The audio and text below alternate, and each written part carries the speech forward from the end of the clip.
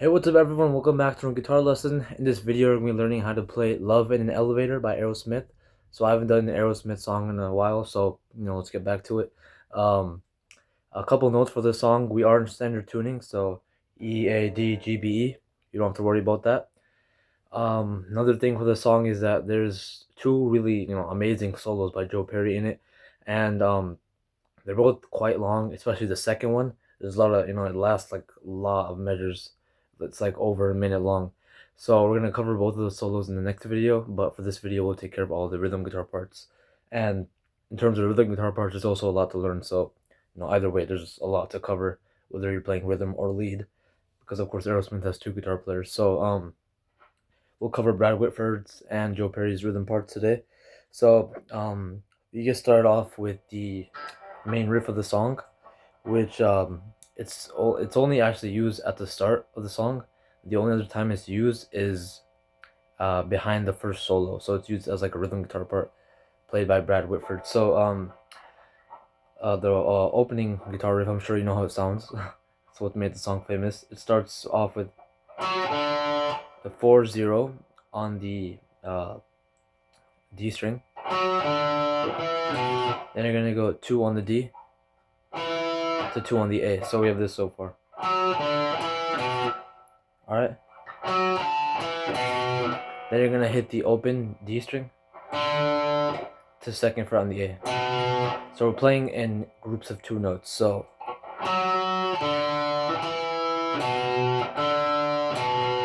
alright, next what we're gonna do is play 1-0 on the A. Alright, so we have this.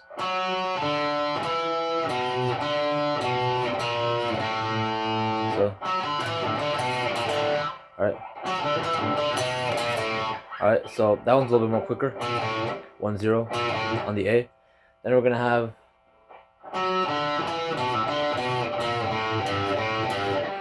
three on the E, sorry. Open A, back to 3 on the E. Then 2 on the A. Then the open E. So after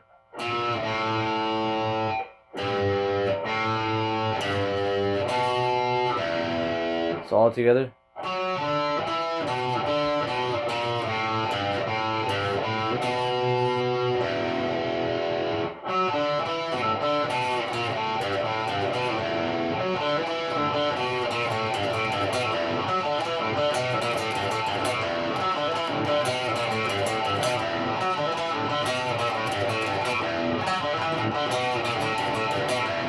Alright, so then after that we get into a transition part right before the verse. You play that riff 4 times, by the way, in the start. So it's just the whole measure 4 times. So then we get into this transition part right before the verse starts. This part is not used again in the entire song, so it's just this part. It's kind of quick, so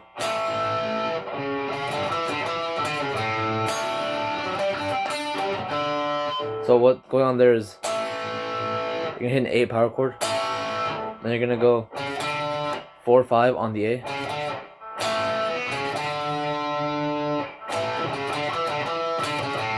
Then you're gonna go, so after you hit 4-5 on the A, you're gonna go between 2 on the D and 5 on the A. So you're gonna play go between them twice. So alright, so we have this so far.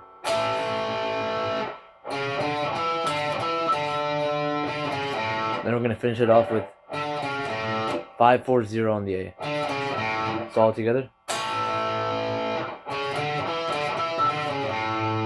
Alright, and then we're gonna hit a D power chord. Basically do the exact same thing again, but just 1 string up. So hit the D power chord, play 4-5 on the D. Then we're gonna go between 3 and 5, 3 on the B and 5 on the D twice. Do that, and then 5 4 0 on the D. So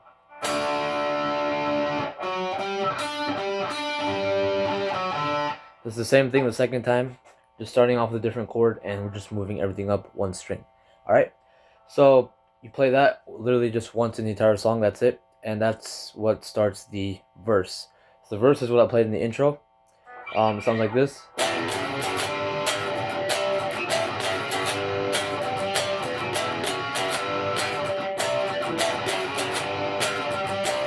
Alright, so we're going to start off with an E power chord. Then we're going to go to an F sharp power chord, which is the second fret off the E string. So then you're going to hit that second fret power chord again, and slide up one fret. So we have this. Alright, so once you slide up to the third fret, hit the third fret again, and jump down one string, and hit the third fret power chord on the A string this time. So all together.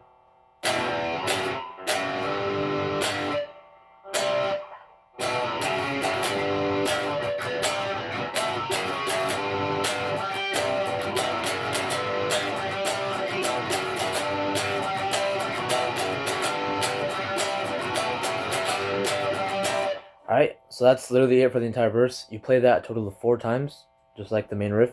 So you play that 4 times, and then you get to the pre-chorus, which is basically the verse riff, but just moved up like an octave, or just a couple notes.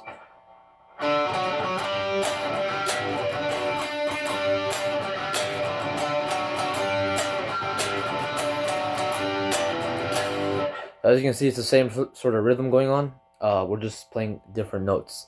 So what you're going to want to do at the start is place your pinky on the 7th fret of the G string. The reason you're going to do that is because this note stays there the entire time. You're just going to keep changing the note on the D string. So first you're going to play the open D with the 7th fret, of course. So open D, then the 4th fret, then the 5th fret. So sorry, put the 4th fret twice. So open D, 4, 4 again, then 5. So we have this so far. Then you play the 5 again, and go back over to the G power chord off the low E string. So slowly we have this.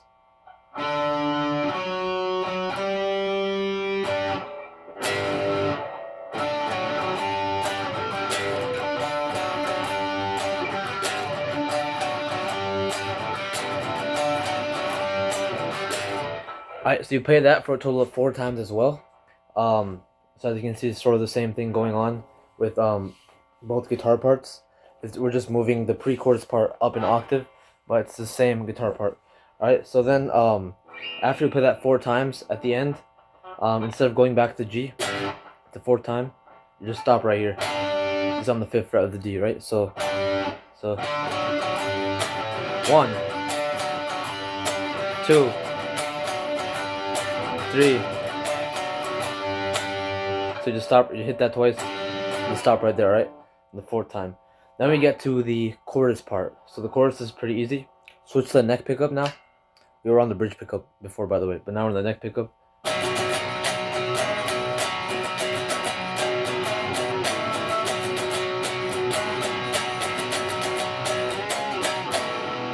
Alright, so what we're going to do here is pretty simple.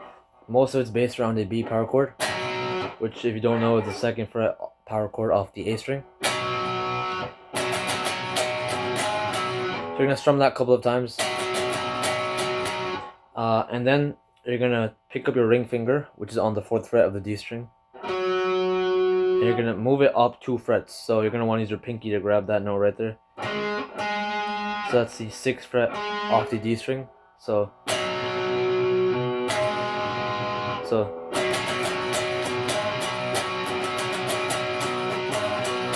you just go back and forth between the 4th fret and the 6th fret. And the 2nd fret on the A, that just stays there. That's sort of the root note going on. So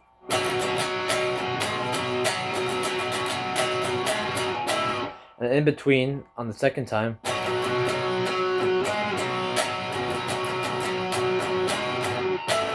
you're going to hit the E power chord very quickly.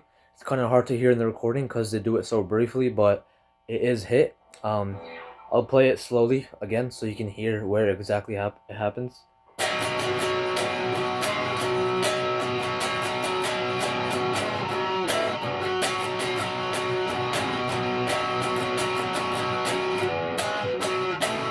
So as you can see, after you hit the E power chord, you go back to that same rhythm.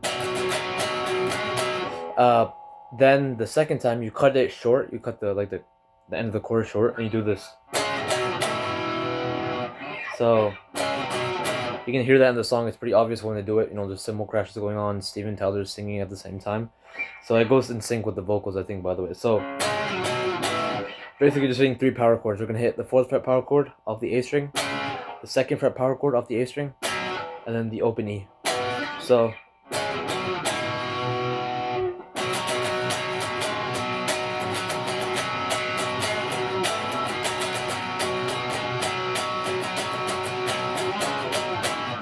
Alright, then switch back to the bridge pickup, and we have the same verse again, same pre-chorus again,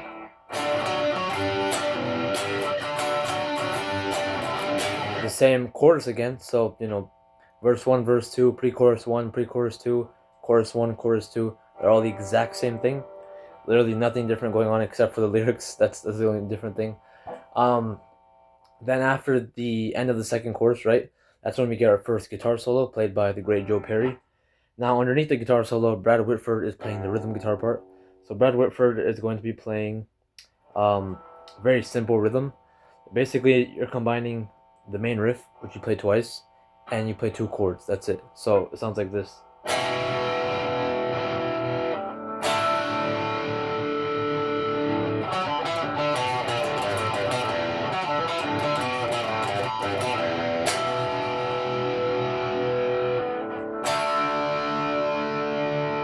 So as you can see, it's pretty simple. You just keep repeating that over and over and over again. You can hear that in the solo too. Whenever Joe Perry sort of slows down his soloing, that's when Brad Whitford is holding the chords. And then when the solo gets a little bit more, you know, intense and faster paced, he's playing the main riff. So main riff twice, 2 chords twice, main riff twice, 2 chords twice. Those 2 chords are the E power chord and the D power chord. That's it. That's the rhythm guitar part for the first solo. Then after the first solo, we get into the bridge.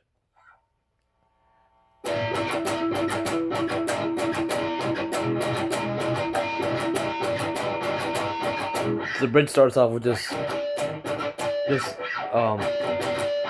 percussive hits. Just take your hand and just mute the strings. The drums are still going. I think the bass, I'm not sure if the bass is going, but the drums are still going. But the guitars are silent. They're just doing a percussive rhythm. That's before the riff comes in. So this is the bridge riff. This is played by Brad Whitford. So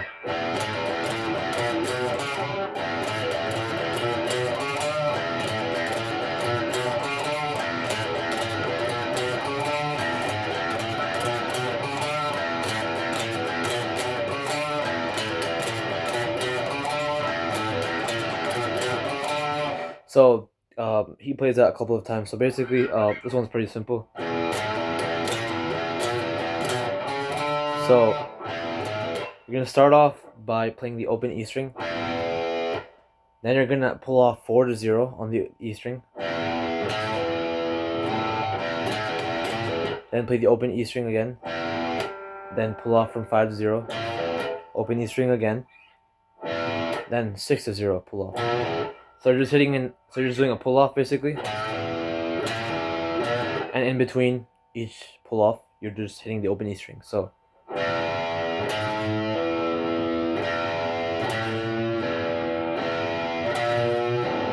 alright, that's literally it. Once you get to the 7th fret, don't pull off. Just play it normally. You want to sort of make it like sort of staccato, just like kill it a little bit. Play it really fast. And then play 4/5 on the A right after it, and give that 5 a little bit of a like vibrato, and hold it for a little bit. So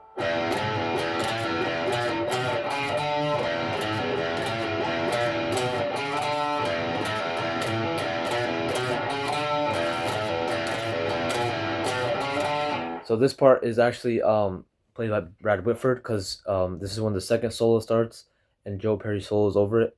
So I believe what they do in the recording of the song, Joe Perry's not actually playing this part. It's just when you hear the two guitars, I think they just double Brad Whitford's part. So it's just him playing, but they just double his recording part. And then you play that a couple of times, and Joe Perry's solo, second solo, comes over it. And this one's a lot longer than the first one, so this rhythm guitar part lasts quite a while, but this is what's going on underneath the entire second solo. Alright, so you play this a bunch of times underneath the second solo. And then after that, we get into the chorus again. So that's the same chorus.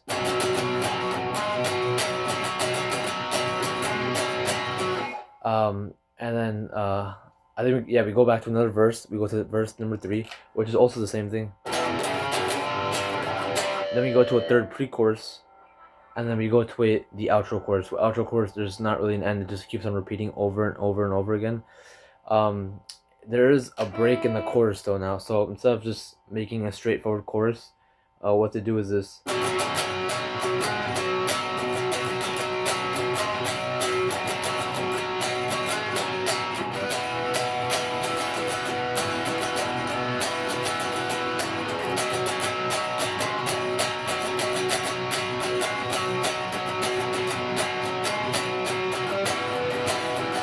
So you'll hear that in the song, sort of like a manipulation of the chorus, just changing it up a little bit.